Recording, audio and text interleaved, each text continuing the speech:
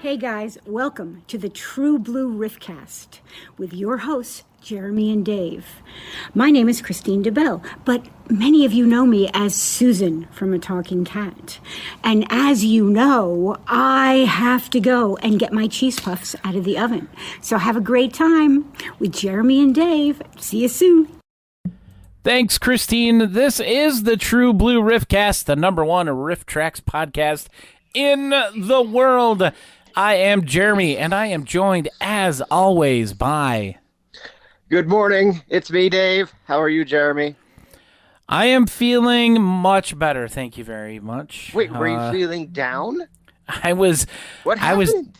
I was down with the sickness, Dave. I had COVID. You were down with the sickness? Yeah. You got the coof? I got the Rona. I was oh, no. out of commission for a couple weeks. Probably some customer that came into the place that I work. That would be my guess. Some guy came on, like not wearing no mask or nothing to be like, he was just like slobbering his snot all over you or something. Yeah, probably. Gross. I mean, our state right now is going through a surge, and like they just had to send in doctors from the National Guard to my local hospital. Actually, is like completely full. And they had to send extra doctors to us. So things aren't great around here right now, but I got it. My wife got it, probably from me. So she was out of commission. She didn't get it nearly as bad as I had it. Yeah, you were looking pretty bad. I mean, I wasn't there, but... Yeah. I still can't quite taste or smell anything. None of my kids got it, which is good. But... you know, we don't get into stuff like this, but folks, I'm gonna say it. I'm glad I was vaccinated, because I think if I wasn't, I would have been way worse. And I do have comorbidities that I probably wouldn't still be here. Oh, dang. So, yeah, because I've got really bad heart issues and stuff. So it could have easily taken me out if I didn't have that extra layer of protection there. So instead, it was like a bad cold for a week. And I just can't quite taste everything or smell stuff right now. So small price to pay as far as I'm concerned. It's horrible, and I hate it because I love food. I should probably actually switch over to the camera here for people who are watching, like Josh Flowers in the chat. Oh, hey. But Yeah, It's I'm also actually not out in the middle of nowhere today. I'm actually in my house. yeah, because it's snowing. Yeah, it's snowing. We got like 10 inches of it here. It's It's insane. it's snowing where Dave is, and it is 61 degrees here in Michigan. Yeah, you shut up. Here's the thing: is that my neighbors, okay, like it was like real nice here. We had a really dry, like last year was drier than most winters, and the West has been experiencing a significant drought. And Jeremy Yeah. informed me that it wasn't just the West, but I think it's been particularly bad here because like I live here in the West, and I that's who I hear complain about the drought. And what people's main complaint about the drought is, it's not about, oh no, we're going to run out of drinking water. It's no, we're fine with that. Yeah. It's like there's that. The main problem with the drought, and this is why it's such a big emergency all over the West, Utah, and Nevada, and California, and Oregon, all the Western states, is that these suburbanites aren't going to be able to water their lawns. Oh no! That is like people out here. I'm sure where you are too, but people are just like my neighbors especially. Their lawns are the most precious thing to them. like I caught people be like they thought that it was that they were gonna die because we had watering lawn restrictions, not drinking water restrictions. Yeah. Not something that actually matters. That's nothing that's actually important. No, okay. So so they're like, oh well, but we thought it was gonna be a dry winter again because it's been so warm. Like I would say even 4 or 5 days ago, it was 50 degrees. It was really, really nice. And I was just walking out there in the park where I usually have been doing the podcast from since we've been doing it here on Twitch. And I'm not there today. And I was like, wow, this is really nice. And I just started thinking about it. I was like, yeah, you know what? I could go for another. And I just think about like how everybody's just complaining about like number one complaint, not being able to water their lawn all year long. Yeah. And I was like, you know what?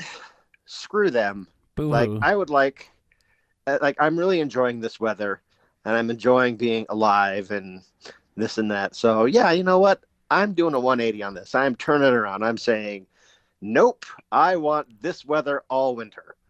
Right? Josh Like Josh says no dogs or helicopters this episode. Nope, no dogs or helicopters. Well, unless you count my dogs, you'll probably hear my dogs. One of my stupid I think he was beagles in the talking back of the about house you barking. with the dogs. Yeah. Yeah.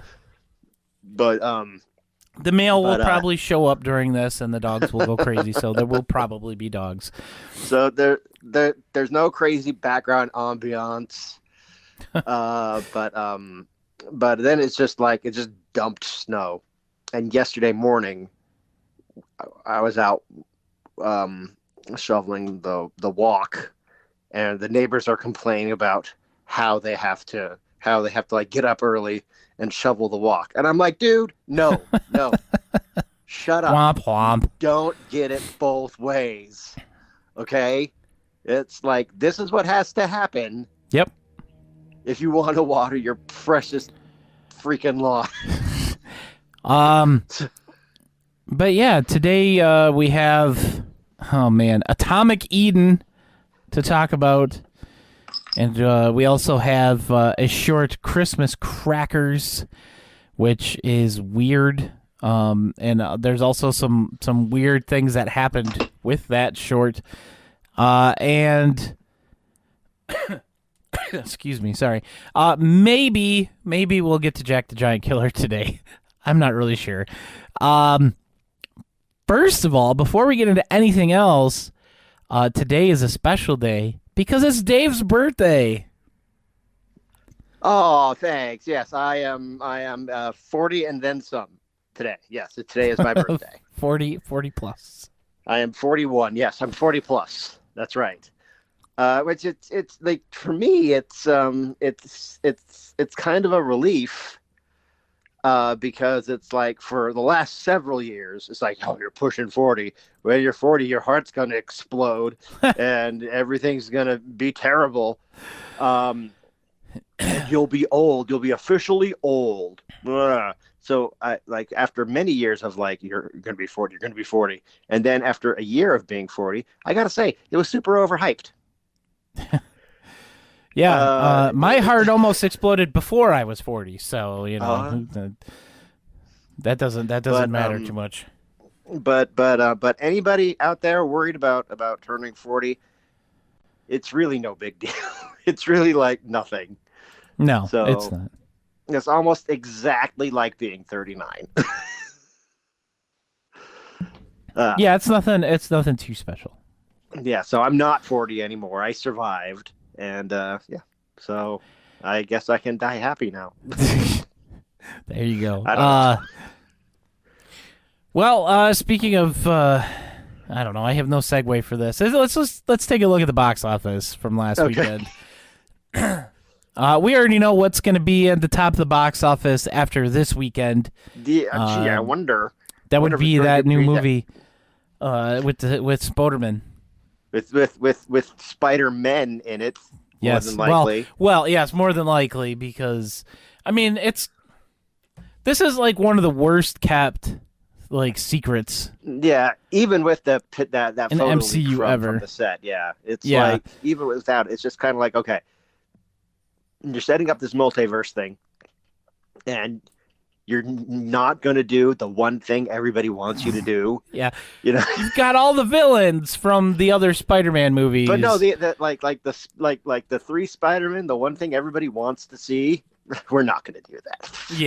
Yeah. I highly, highly doubt that. See, there's my dog barking. And Right now. it's just like quiet, Joe. Andrew Garfield and Tobey Maguire are totally overbooked. Like Yeah. they couldn't get them.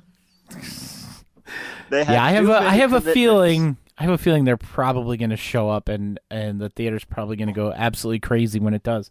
But this movie, like, it's blowing away like pre-sales. The night the tickets went on sale for pre-sales, like all of the websites were crashing because so many people were trying to get tickets. I bought my tickets yesterday for tonight. It's reaching Avengers level hype, honestly. Like Infinity War levels hype. Yeah, and that's what they said they were going for. Like they were trying to be as ambitious as they were for the last two Avengers movies. But I got my tickets. I'm very excited to go see it. Spider-Man's always been one of my favorites, and yeah, I know my wife, my son, and we're taking our oldest daughter because she started watching the MCU stuff this past year, and so we're all gonna go. And like I said, they're all vaccinated. My wife and I already had COVID like last week, so I don't think we have to worry about it too much. So I'm excited to go to the theater to go see this movie. That being said, our current number one movie is West Side Story, the remake. Have you heard the controversy around it?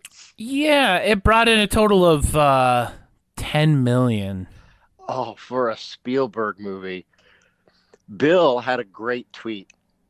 He said, I wasn't a fan of Spielberg placing West Side Story in the Ready Player One verse. Yeah, I love the original West Side Story. It's one of my favorites. Like, I watched it when I was little, and something just grabbed me about it, and I absolutely love that movie. I have zero interest in seeing this remake. Okay. There's nothing that looks appealing about it to me at all. Well, because I'll tell you what, I mean, like the last time we had a movie like this that was a big, I mean, not counting Cats, but like a big kind of like, Yeah, not counting Cats. but a big kind of like, well, why should you count that? They didn't even bother to finish the movie. Seriously, but the last time we had a big musical revival of a big kind of musical like this was Les Miserables. And Yeah. we had to listen, and we had to listen to Russell Crowe sing for 3 hours, and I'm like, no thanks. What makes it? But like that was the last kind of big thing that was like this, and it was horrible. And so here's the thing: I know exactly dick about West Side Story. It's Romeo and Juliet. So is it? But I heard, is it like a gang war Yes, in New York? yes, I mean, between the Jets and the Sharks, and it's basically white dudes against Puerto Ricans. And oh yeah, that'd go over well in 2021.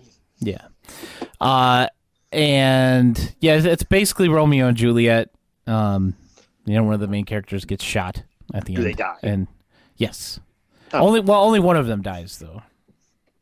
Well, okay.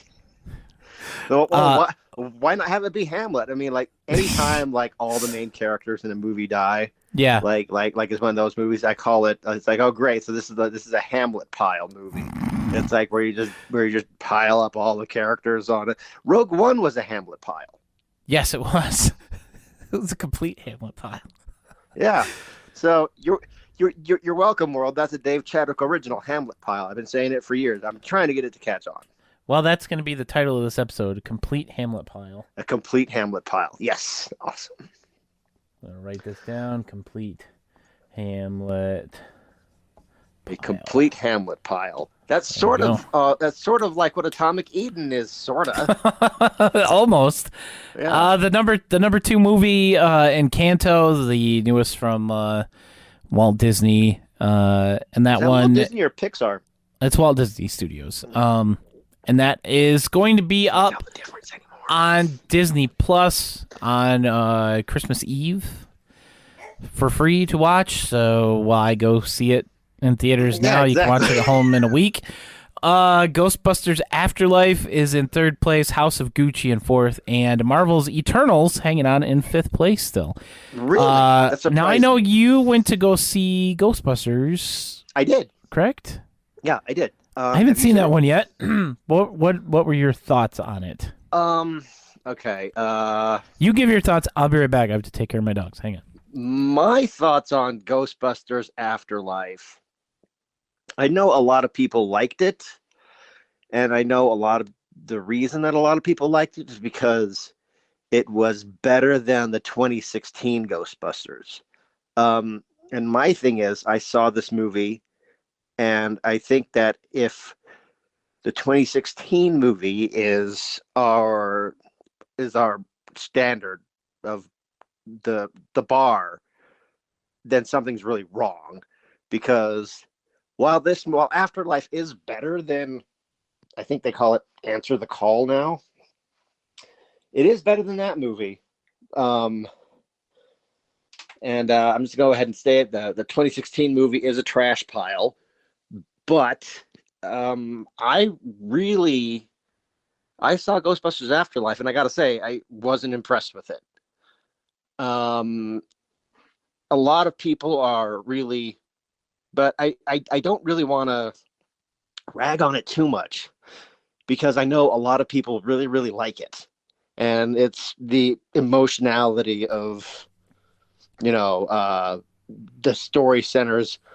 The plot centers around Egon and Egon's family. Yeah. And without getting too spoilery, there's moments that, brought people to tears in the theater. But not Dave, because Dave's a jackass. No. What's that?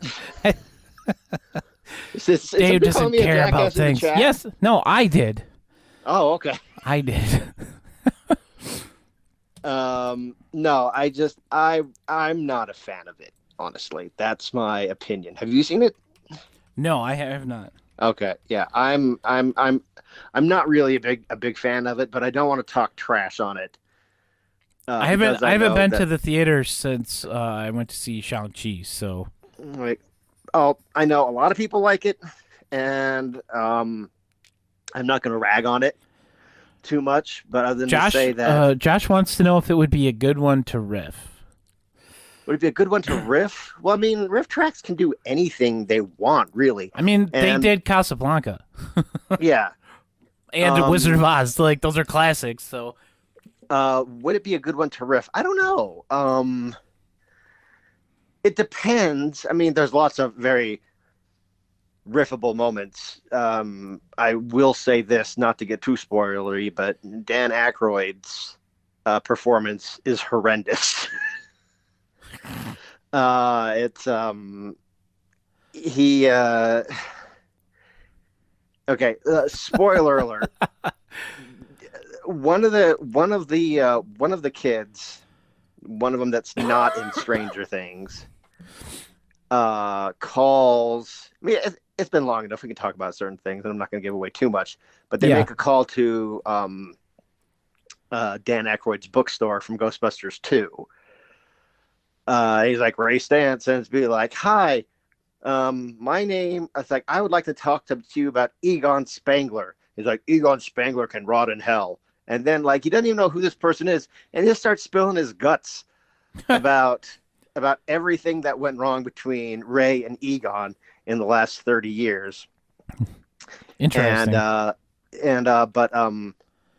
they create that be like the old Ghostbusters in New York City, the old Ghostbusters firehouse, the iconic Ghostbusters firehouse.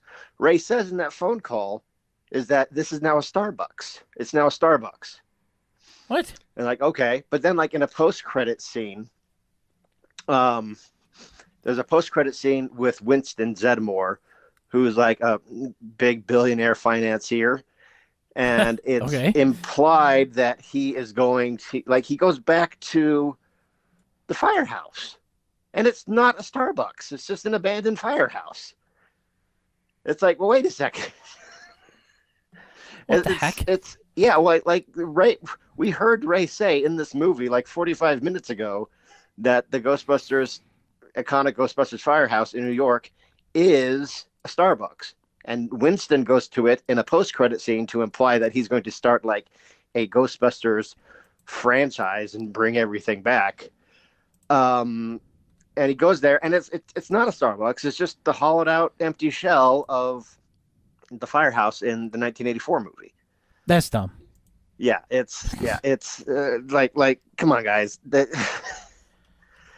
Like someone really dropped the ball. I hope someone got fired for that blunder. I'm not a fan of the new Ghostbusters movie. I know there's money to be made, and I know the nostalgia. I know that the nostalgia monster needs to be fed. It's not just our generation that does this, but really, they shouldn't do any more Ghostbuster stuff. I think like the only thing that is left for the nostalgia monster from our generation anyway. And then they're going to start, devouring stuff from like the 90s. They kind of already are, but like not to the same level as like the 80s stuff. Yeah.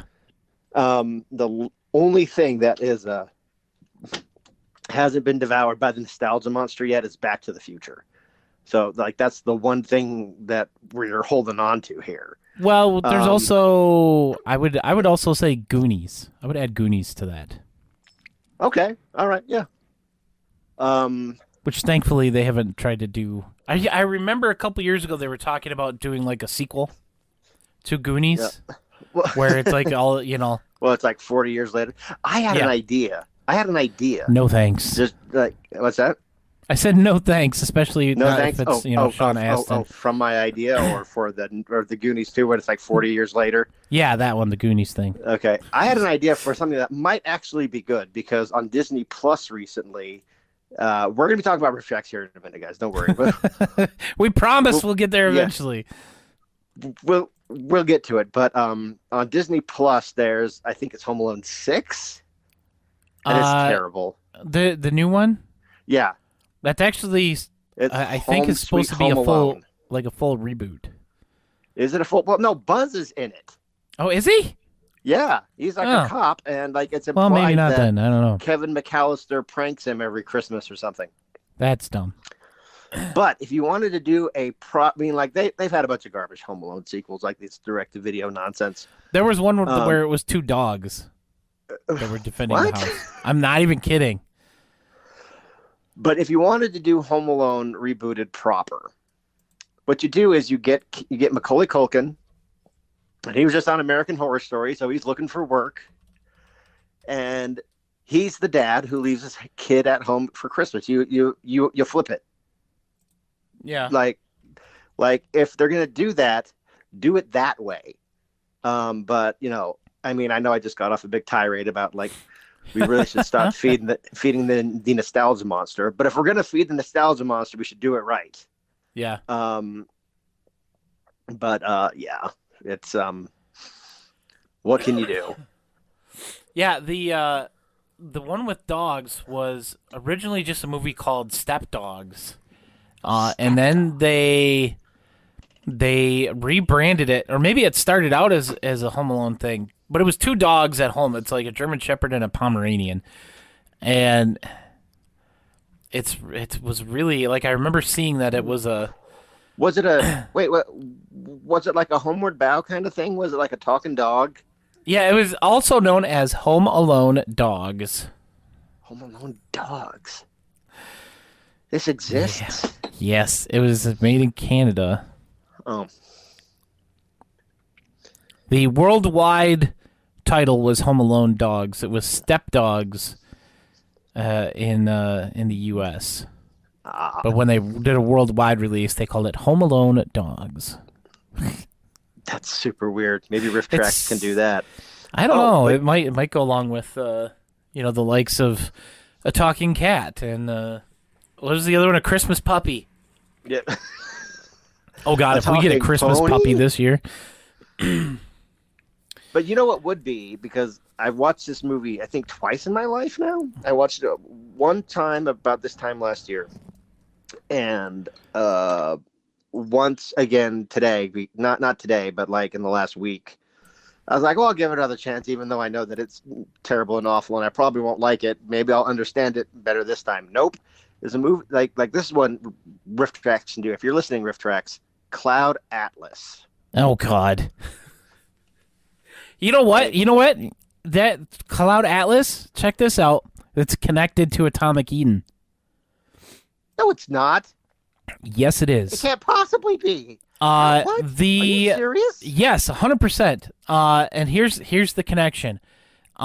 The little short, like 5 foot tall fighter guy. Did stunts for Cloud Atlas.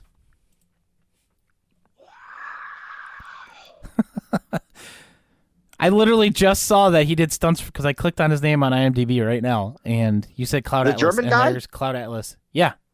Okay. He was one of the stunt people in Cloud Atlas. I suppose we should just get into it. We've been trying to push this off a little bit, guys.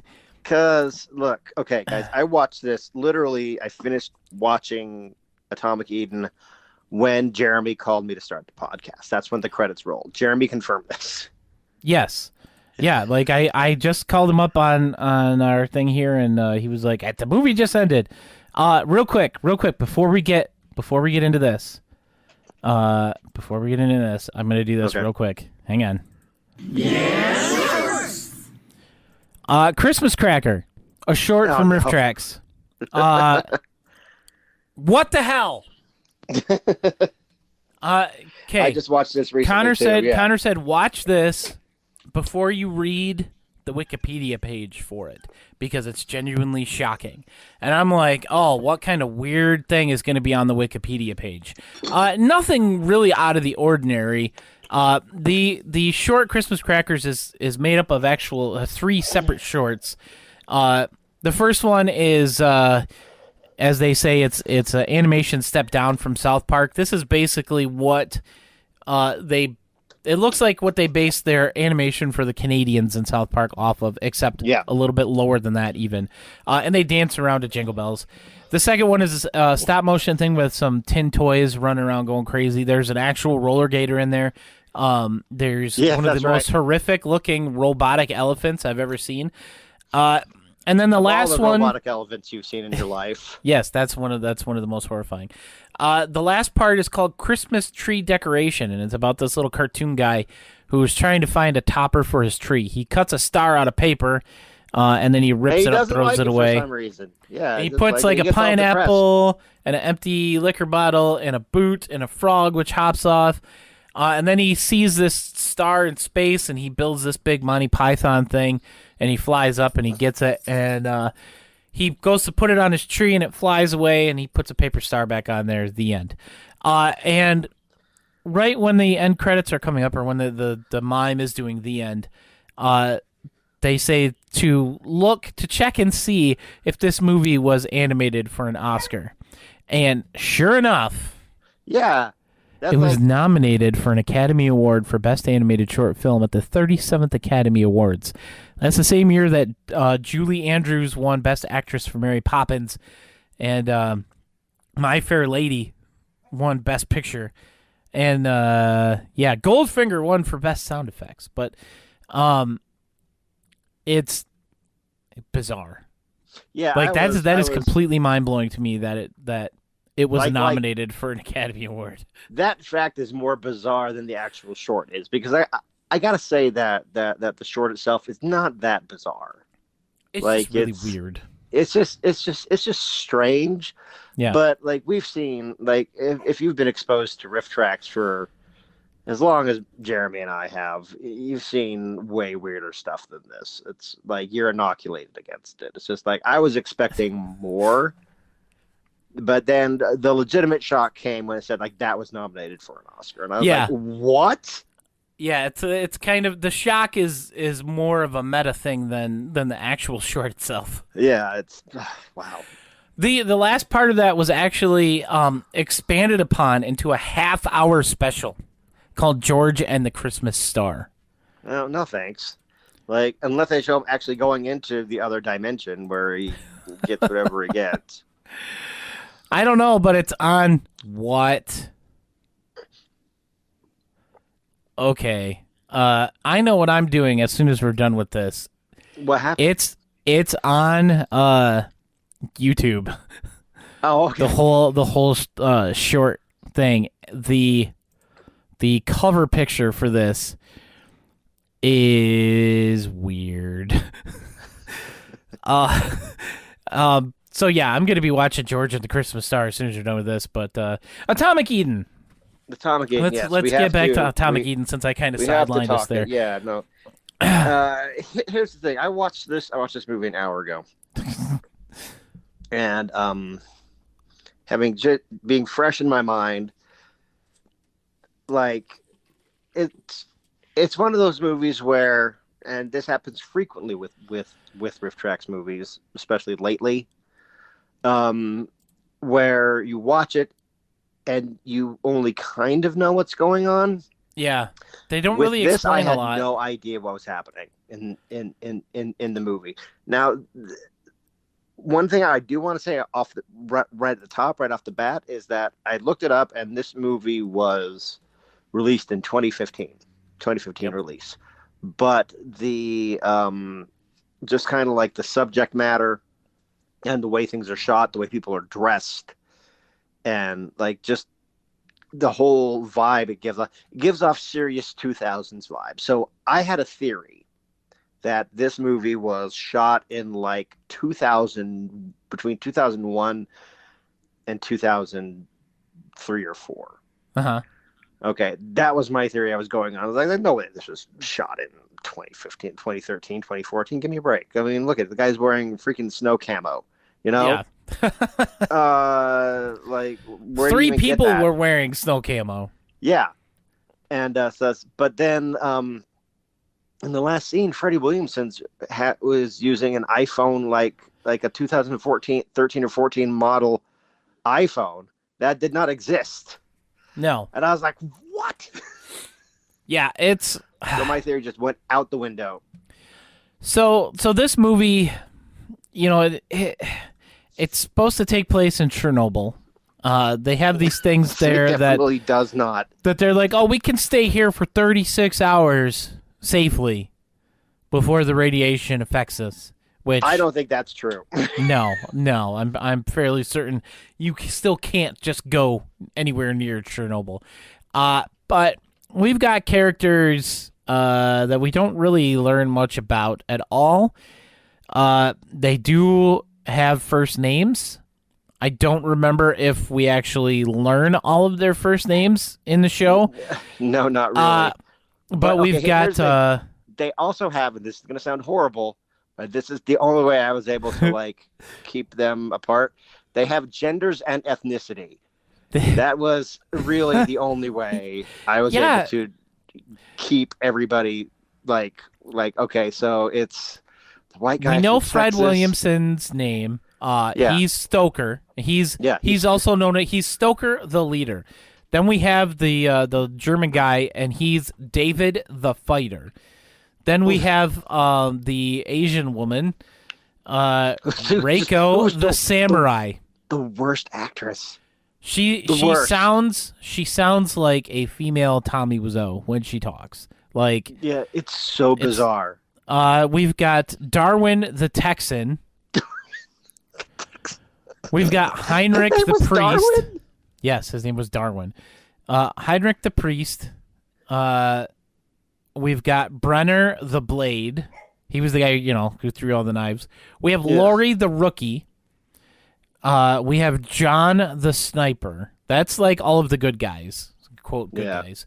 And then the named other two characters. We have Komarov, and he's the Phantom, and he was like the guy they were looking for, which they already had. Like, as soon as the story starts, they have this guy captured, and then he gets killed by his own people. And then we have Lorenzo Lamas in one scene at the very end, and he is Nathan the Snake. Nathan the Snake. Wait, are you reading the actual credits off IMDb? Yes. Yes, I am, because otherwise I would not have known any names from any of these people. I wouldn't have known them either. I was just be like, okay, there's the Asian girls, there's the blonde girl, there's Freddie Williamson, there's the German guy, there's the guy from Texas. The best part though is this guy who played David the fighter, the little German guy. Yeah. He's basically, I don't know. He's like Wolverine from the comics. He's like this super short, like ridiculously good fighter. Like that's the only way I can explain it.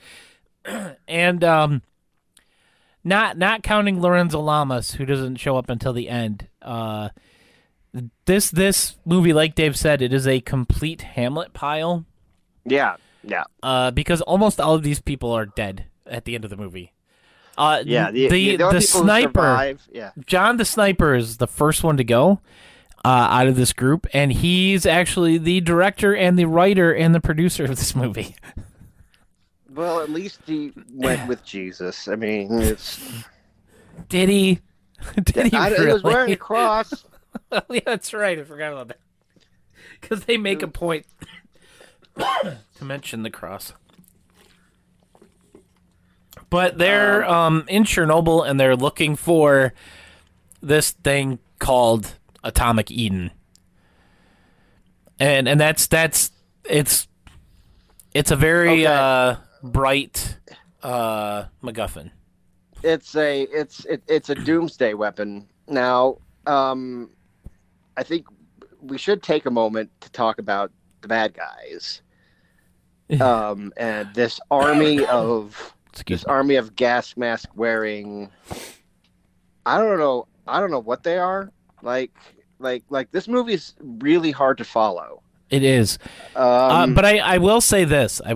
They filmed the entire thing in Germany. Really? So all of the different places that they filmed in Germany did a pretty decent job of coming off as a bunch of different Eastern European locations and somewhere outside of Texas, San Antonio, Texas, or whatever it was. Yeah, they filmed all of it in Germany. So they filmed it on Germany, and they have this gas mask wearing. Was it a secret society that was protecting the Doomsday Machine? I think they were trying to find it also. They were Komarov's guys. Okay. And so I think they were trying to find it too. Okay, so they and wanted also, to get it. And... We'll get to it, but I'm just going to say now, it is in one of the most bizarre, like unexpected bunkers. Okay, yeah, that's what I wanted to talk about. It's really like out of nowhere. One of the things that kind of like stuck out to me is that one of the reasons was that I thought that this was like a 2000s kind of thing, and it did say that it was a Generation X production, so like maybe the script was written to like be that way, but they had blonde Heidi Plates and the Asian girl, they kiss in front of one of the male characters who was like trying to like horn dog on him or something. Yeah. And like that was one of the reasons I thought that, because like that's kind of a thing with like the generation that's just like a little bit older than us, Jeremy. Yeah. Was that like one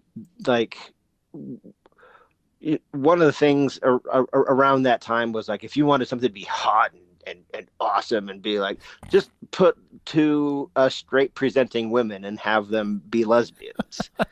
Because it's, oh my gosh, it's so hot, they're probably gonna go do lesbian things, it's gonna be so hot. Like that's the kind of vibe that it got from that. Yeah. And you know, it's just like where lesbians are sex objects for straight men. Yeah. I did find out something interesting. There's not very much information about this movie online. But I was able to find out that the guy who made this movie, Nico Sentner, he wanted it to be like the direct-to-video movies from the 90s that he grew up loving. Oh. So that is probably where that part specifically comes from. Because, like you said, that was kind of a thing, like, in all these types of movies where they had something like that. Yeah. Where it's just kind of like degrading to just women in general. It's there was not one really a thing you can get away with today. There was one thing. Oh yeah, no, you shouldn't even try to do that. It's dumb. Like you said, it's very degrading. But there is one thing in this movie that they got right, and it was one little joke. It was kind of like a side reference. Fred Williamson, the main character, he's been in a lot of action movies. His the greatest movie he's ever been in, his piece of resistance, if you will, is the Riff Trax classic Warriors of the Wasteland. I mean, that's what I know him from. He was in Warriors of the Wasteland. He was 1990 Bronx Warrior. He was in that. But he was also in a little movie from Dusk Till Dawn. He was one of the. Was he really? Yeah, he was one of the bar pitch. You've never seen From Dusk Till Dawn? I highly enjoy that movie. But he's a guy who's in the bar when, you know, all the crap happens. And in this movie, the Texan, Darwin, apparently, says they can hit us. They can hit us anytime. Texas is named that. Sorry. Yeah. They can hit us anytime from dusk till dawn. And as he's saying from dusk till dawn, the camera cuts back to Fred Williamson. Nah. So that's about the only thing this movie did that was decent. Everything else in this movie is terrible. Except for, I gotta say it, the action with the little German fighter dude. Like, he was pulling off some pretty impressive stunts. Like, he was doing some serious. He's got some serious pro wrestler moves. He was doing a lot of cool flippy dippies on these people. Yeah, he was like as we call it in pro wrestling, in behind the scenes in pro wrestling. This is pro wrestler jargon. We call it flippy shit. Yeah, it was want to like go up there and just like jump off the top rope and just do a bunch of just like they like that's the official term for it among professional wrestlers. Is like, let's go up there and do your flippy shit. And yeah. But he definitely has some abilities there. Mm-hmm. And he's one of the ones that so this movie is not quite a Hamlet pile, It's but pretty close, though. It's like to qualify as a Hamlet pile, all the main characters have to go, which is like I think Rogue One is a perfect example of a modern Hamlet pile. So I'm sure we've seen it in Riff Tracks, like it's one of those movies where all the main characters taken out one by one. All the Final Destinations ultimately are Hamlet piles, only those are much dumber. Actually, I actually think the Final Destination movies are dumber than Atomic Eden, honestly. Wow, I that's enjoyed the first one. The rest of them, that's no. strong words. That's strong words. I actually read a review for this movie, and the guy was praising it for all the action. You Well, stop, I mean, dog. that's really all Sorry. it is. Yeah, there's hardly anything else that happens. There's no like character development really. It's guns and dying and flippy shit and the odds. It's 8 against 800 Yeah. and So it's just, I think we should probably talk about where the movie ends up. Freddie Williamson and the worst actress in the world end up in a bunker, and I look at the thing, and there's like a Nazi flag hanging on it, and I was like, oh look, it's Gab World Headquarters. yeah, but it's a Nazi bunker in Chernobyl, and that's where they find like, the suitcase, not a briefcase, a suitcase. It's a suitcase. Here's my question about this Nazi bunker.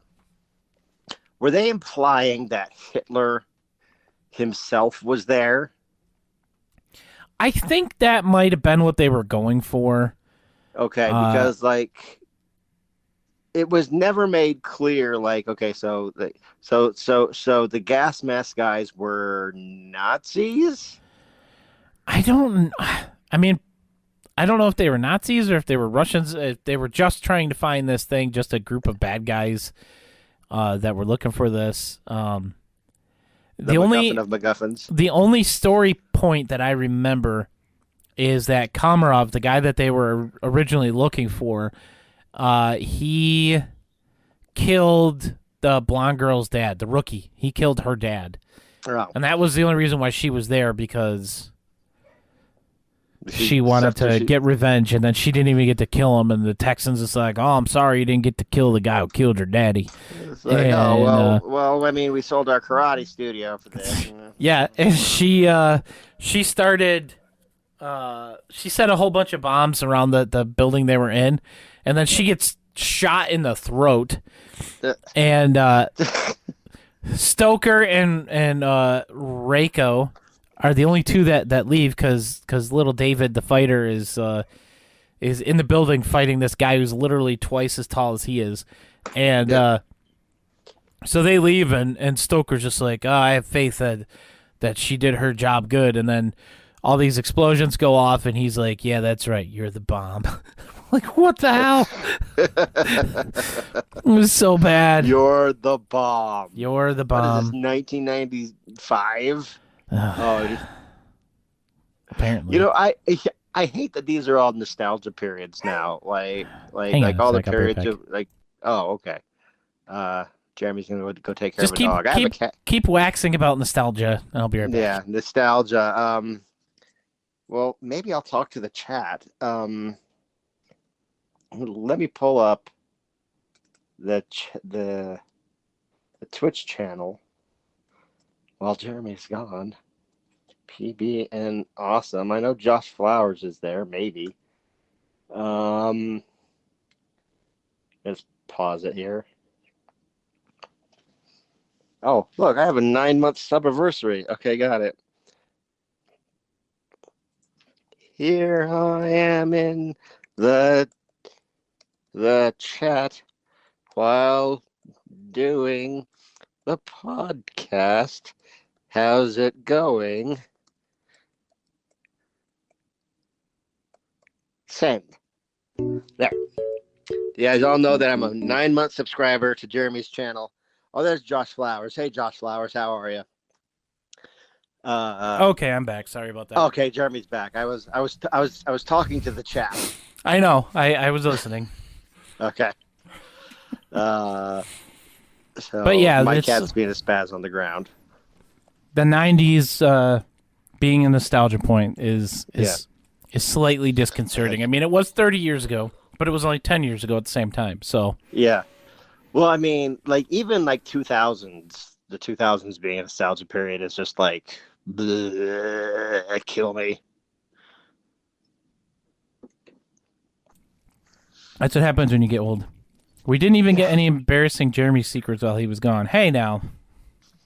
You didn't get any embarrassing Jeremy secrets when we were gone. Oh, isn't there like a channel points thing for that? There is.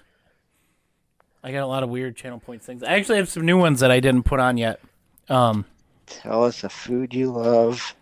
Tell us a food you hate. I got this little thing. It kind of looks like an air horn. It's a authentic sounds fart blaster. Oh no. That's disgusting. That's going to be a channel points thing for not when I'm doing the podcast. I'll turn that one off when we're doing the podcast. But Let's see what this one Josh does. Flowers redeemed totally true facts about me. Okay, let's see. Oh, okay. I already told you guys the one about the glow necklace, which Okay, really yeah, explains a lot about me and how I am, or why I am how I am. When I was in when was this? I was in 5th grade. It was a summer between 5th and 6th grade. I was with a kid that my stepdad knew.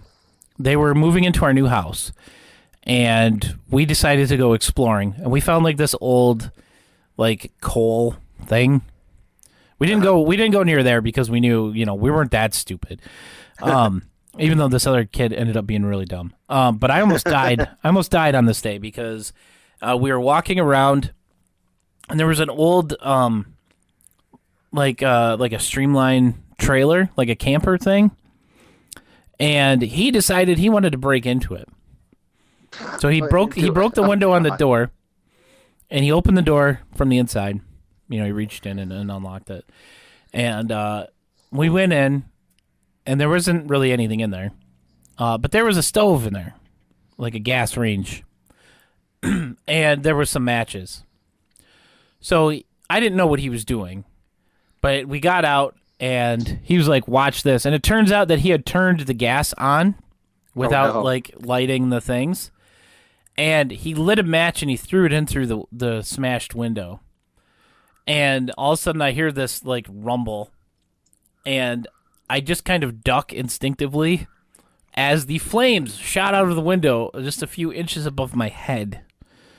And yeah, that was a fun afternoon hiding from that. And then this idiot kid decided that he was going to brag about doing it at school the next day or the next week or whatever. Whenever we started school, it was right before school started. And I bet your parents found out, right? Oh yeah, they found out. And because the kid that he was bragging to was the neighbor of the guy who owned the trailer. Oh no! So I didn't have to pay anything toward it. He had to pay for the damages. Well, how was he I gonna pay guess for it? his parents had to pay for the damages. Okay. I should say more specifically. And I had to go to a fire safety class with the fire chief for like a week. Why did you have to go? Because I was a part of it. I was there. And we had some serious rat finks in our freaking when we were kids. Yeah. It's like everyone had to go tell their parents about some dumbass thing instead of just no, people always had to be that way, and then parents always had to make a bigger deal out of things than they were. Yeah. So that's a totally true fact about me. Ding. Yeah. There you go, Josh. So yeah, Atomic So anyway, Eden, they had snow Atomic camo Eden. in it. Yeah. And the people with the snow camel were like the first 3 people to die, which I thought was interesting. One was a priest. Like, guys, this movie's impossible to follow. I mean, it has some pretty good riffs in it, but I mean, if you want to watch this and actually try pay attention to the story, don't. Yeah, don't do that. It's impossible. Yeah. It's not. Yeah, there's nothing good about this story or easy to follow about this story. Like one, just like I think this might be become like this is like I think this girl, the Asian girl, might have been the worst actress in Riff Tracks history. Oh my gosh. It was bad. And here's she's on the short list at least. Here's the thing. Obviously, English was not her first language. No. Very obviously, and I'm gonna guess that she had just recently learned English well enough to be in an English-speaking film. That's my theory about this. Because, like I said, she's very much on the level of Tommy Wiseau. Right, but at least I think the reason she's in the movie is because she's the kung fu master or whatever. Like in this movie, obviously hinges on a lot of karate stuff. I mean, that's why they made this movie, so that they could show off their sweet moves. Oh yeah, definitely. This was, you know how we always talk about like stuff being written by 12-year-olds. Yeah, this was written by people who don't really know like how things work out. Yeah, it's pretty bad. I was surprised when I found out that this was released in 2015. Like when I saw Freddie Williamson holding that phone in the last scene, I was like, "What? How?" Yeah, that was a little unexpected because, like you, I figured this movie came out toward the beginning of the 2000s. Like, yeah, not a mere, not like 6 years, 11 years ago. 6 years ago, something like that. Whatever. I can't math right now. Okay. But Dave, the important question. Oh, that's right. Yeah. Would you watch Atomic Eden on Rift? I don't think so. I feel like I've been giving the no answer a lot to that lately, but it's like no, I wouldn't watch. It's kind of like look. This movie is not Copper Mountain bad. Okay, it's watchable. But you got to be a certain kind of bad movie connoisseur. And we're all different kinds of bad movie connoisseurs. You got to be a certain kind. You have to be like a completist. Yeah. And I'm not really. I'm a Riff Tracks feature length completist. So that's why I watched this. But if you wanna, if you're really into like these kinds of like action bad movies, if you're like, like if you watch Best of the Worst and like you are really into masochism, just watching all these bad movies, and like in your mind, Cynthia Rothrock is an A-list celebrity and things like that, then yeah, this movie is for you and it's watchable. But a guy like me, I would really only watch this with Riff Tracks, because I think I would watch like 10 minutes of it and just like nope out, because it's like, it has a personality, but not much of one. I might have watched this movie if I would have found it beforehand, just out of curiosity. And I probably would have left it on and then just like not paid attention to it. Like, I would have started scrolling on something on my phone or playing a game on my phone or something, and just had this on as background noise and caught maybe some of the fighting. But I wouldn't have paid attention to it if I turned this on. Yeah, no, I mean, like the kind of movies that you pay attention to, like with with riff tracks that you would pay attention to without the riffs. This isn't that. The movies like that are kind of like Rock and Roll Nightmare and Ghost House and just just like stuff that just like it's so bizarre that you can't look away. This is very look awayable. I gotta say. Oh yeah, definitely. It's good for riff tracks, but not good enough to pay attention to it on its own. Like, yeah, it's just kind of middle of the road movie. It's a competent mid-tier riff tracks release. Yeah, I would agree with that. Definitely one that you should check out at some point. Yeah. Not necessarily one that, like Dangerous Men, that like, dude, you have to watch this now. Okay. If you had a choice between Dangerous Men, Copper Mountain, and this, Dangerous Men. Go with Dangerous Men. Yeah. Dangerous Men, definitely. Even with all the icky stuff in that, it's still better to watch. It's just more entertaining. I will say yes. This will be like the third podcast in a row where like I've got you brought up Dangerous Men, and I got like it still holds up. Yeah, Dangerous Men. I still remember it clearly. Yeah, that's the thing. Like this movie, there's a lot of them where you watch it and you're just like, I already don't remember what happened in this movie or anybody's name. Like this one. This one's like, It's kind of like whenever I see Fever Lake, I'm like, I know I've seen this before. Why don't I remember any of it? Yeah. Yeah, it's not memorable enough to me, Atomic Eden, I don't think, as a movie. As an overall experience, it's not. It was interesting. Yeah. I mean, yeah. It was interesting. I'm not going to rush to watch it again, but I'm not going to never watch it again. Oh, yeah. There's a few where it's like... Copper Mountain, I'm never going to watch again. Yeah. I don't really need to watch that one again. I'll be like, I haven't seen this in a while, and just put it on. Yeah. Yeah. Oh man, but it's solid riff. It's a solid riff as usual. They always up the quality enough with adding the riffs to it. To make it just worth like watching it at least once. But yeah, go check this one out. Also, something that I wanted to mention real quick, they have their Riff Tracks Friends subscription service. It's $6 a month or whatever, and you get access to a whole bunch of riffs. They actually have their first exclusive short on there now.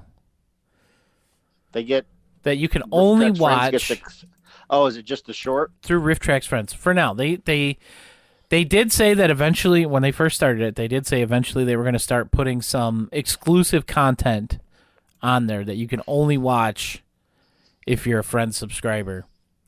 So I'm going to be resubscribing to Riff Tracks Friends today, I believe, because otherwise for people like Dave and myself, it doesn't hold value. It doesn't really because it doesn't. Because look, I own all of the feature length movies.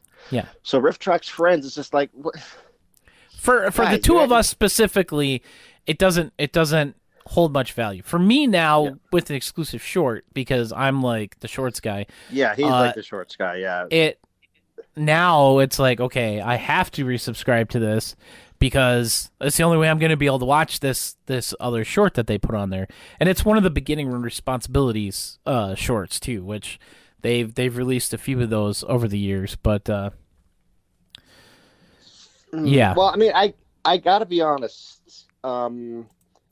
If they start putting movies on there, that's when I'm gonna kind of start feeling like, okay, guys, come on now. I don't think they would do that specifically. Okay, yeah, because they have to make money to pay for a license on that. Right. But yeah,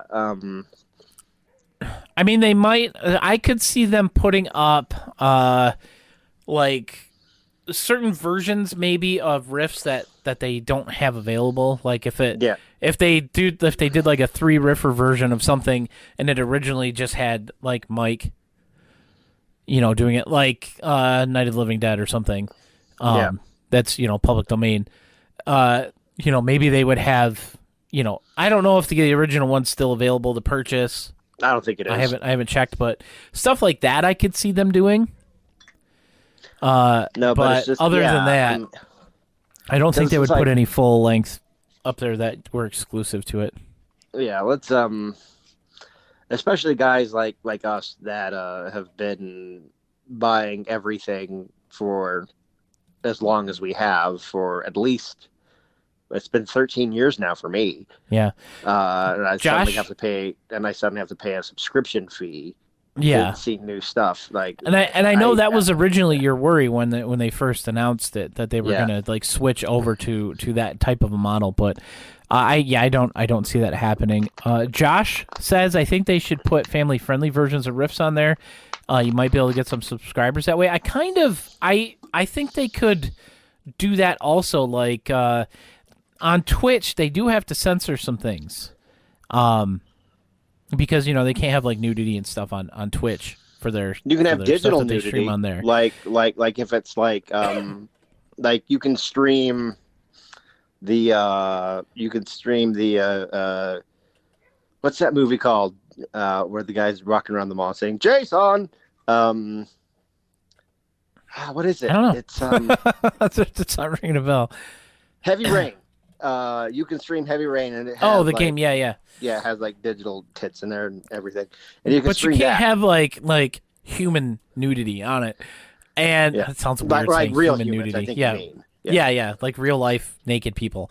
So I mean, I could see them That's maybe called pornography. Yes, maybe putting versions of that on Friends. I could see that. That would be probably something they could do. Like, oh, hey, we've got this regular version, and we have the family, or the nudity-free version, if you will. What was the name of that riff from last year, from 2020? It's 2020 or 20? It had to be 2020, early 2020, before the pandemic. We did a podcast on it, and it was highly muscled butts. What was the name of that? Sunset Strip. Okay, yeah. I don't think there's a family-friendly version of that. No, I don't think they could do a family. That'd be like a 5-minute long movie at that point. Yeah. But the boobs in that are so gross. They're so gross. Yeah. I do. I'm still traumatized by it. I do think to touch on your point that you started to make a few minutes ago. Yes, I do think we're going to be pushing back Jack the Giant Killer. Just because it's we've already been going for over an hour talking about Atomic Eden and that stuff. Things, yeah. So we will be pushing it back. Evergreen, yeah. Yeah, we'll be able to talk about it. We can talk about that whenever. We might be able to do that next week. Okay. Next week is going to be our last show before our year in review. Because we got Christmas coming up and New Year's, and then right after that we'll be doing our year in review. Josh says this is a running gag, isn't it? I have no idea what you're talking about, Josh. I can neither confirm nor deny that. I think it's a running gag about how we say we're going to talk about Jack the Giant Killer next time. Yeah, and then we don't. Yes, I can neither confirm nor deny that that's a running gag, Josh. Wink. Okay, look, here's the thing. We fully intend to. Yes. And then something insane happens. Yes. Jeremy gets COVID. Yeah. It's like... Yeah, then I can't hardly talk. And I'm still, as you can tell, I'm still kind of dealing with the effects. I still got this stupid cough that I can't get rid of. And I apologize for that. Well, you should. But I'm just kidding. Yeah, we will eventually get to Jack the Giant Killer. That was the first riff tracks that I ever saw. It was the live version of Jack the Giant Killer. So I really do want to talk about it, guys.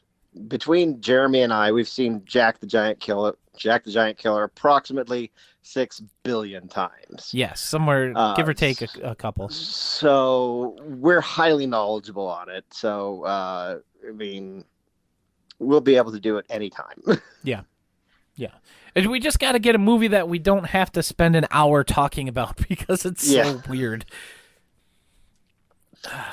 Yeah. So, but yeah, I think that's gonna wrap us up for today. I really gotta I gotta stop talking. I think for a little bit. Well, yeah, you have coronavirus. Well, I don't still have it, Dave. But yeah, if you enjoy the podcast, there's a couple ways that you can support us. You can either subscribe here on Twitch, which I don't know why I haven't pushed that more. You can subscribe here on Twitch. I do every once in a while hop on and stream some games also on here. That's kind of far and few between. Recently, like Dave said, I've been dealing with COVID and all that stuff, and I just haven't really felt like doing anything outside of work when I am working. And or you can go to patreon.com/trueblueriffcast, and you can support us over there. And yeah, you can find me on Twitter at PBandAwesome. You can send me emails, jeremy@trueblueriffcast.com. And you can follow the podcast on Twitter at TBRiffcast. And I'm Dave. You can check me out on Twitter at DChadwickAuthor. Yes! You got it right again. Woo! I got my own Twitter handle right. But check out my website there, davechadwick.info. My first, how about a month ago we were talking about how I was looking for audiobook narrators. Yep. The first one was finished and it's published now. The Happy Valley, a novel by Dave Chadwick, the audiobook version, narrated by the fantastic Caleb A. Meacham. Was this a guy who did it like super fast? Yeah, super fast. Yeah, and he's great. And it's the first one he's ever done. All of my audiobook narrators, I have 4 of them. They're all audiobook noobs, rookies, but they're all fantastic. The next one, the ones that go in order, the books that I've written are Happy Valley, Son of Santa, The Tumbleweed Dossier. Those are my early novels from my 20s that are all from the 2000s, and Monkey, which I wrote last year and released this year. Monkey's being narrated by Misty's might know him from Incognito Cinema Warriors XP and the video game streaming show Robot Co-op. Rick Wolf is narrating Monkey. Tumbleweed Dossier is being narrated by the lovely Haley Pullos, and Son of Santa is I don't want to give away. She might listen to the podcast. I don't know. But the lovely Colette. I don't want to give out her last name in case she doesn't want that out there quite yet. But her name is Colette. She's fantastic. And so those will be coming soon. But you can get Happy Valley, narrated by Caleb A. Meacham, written by me on audible.com. Nice. And don't forget, it's Dave's birthday. So head over to his Twitter that he got right this time. Head over to Twitter and say happy birthday. Wish him happy birthday. Follow you back. Yeah. And that's going to do it for this week's episode of the True Blue Riffcast. Guys, get your minds going, because next week we're going to put up our poll for everybody to vote on their riffs of the year. I think I know what mine is. Hi, it's Colette. Josh, why are you saying hi, it's Colette? Why am I saying that? I'm not saying No, Josh said that in the chat. Oh, what? Oh, what? Well, maybe she's using his account? Happy birthday, Colette's is tomorrow. Is that Josh's wife? Is it?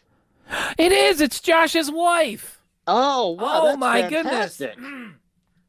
So you were right, it is somebody who listens to the podcast. Yeah, she. Here's the thing, I didn't know, so I was just like, I suspected that she might listen to the podcast, but I didn't want to put her info out there. But yeah, no, Colette, you're fantastic. I love you. That's cool. In not a creepy way, in a totally professional way. Yeah, that's really cool. I don't want to be out there because I already told Bridget Nelson that I loved her once, and that was awkward on the podcast. And they're like, no, not like that. But it's not like. But no, she's great. She's fantastic. Cool. Well, on that note, we'll see you guys next week right here on the True Blue Riffcast. Okay, rock till you die. Rock till you